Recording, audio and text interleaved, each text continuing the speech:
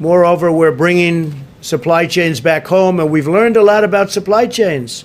We've learned that it's nice to make things in the U.S. I've been saying that for a long time. One of the reasons I ran for office, because we started making things everywhere but here. And if one thing comes out of this, more than anything else, it's that we should make product in the United States. And these supply chains, they sound wonderful. But if one country has a problem, the whole chain is ruined. And I've been saying it for a long time.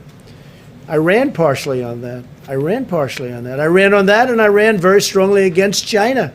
If we've learned something, it's about supply chains. I just saw yesterday where when the auto industry gets back, they have a problem because there's a supply chain going through a different country. And this has been going on for years, for decades. I always said it was no good. Why do we make it? Why do you need a supply chain? Very simple, make your parts here. They get one part from this country, one part from that country. It's all over the place. The problem is if one country has a problem, you have no car or whatever it is you're making.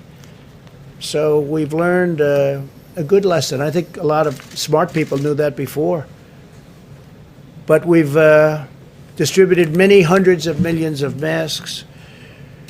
This pandemic has underscored the vital importance of reshoring our supply chains and bringing them back into the United States where they belong, where they should have never left. What happens if you're in a war and you have a supply chain where half of your supplies are given to you by other countries? Who are the people that thought of this? These are globalists.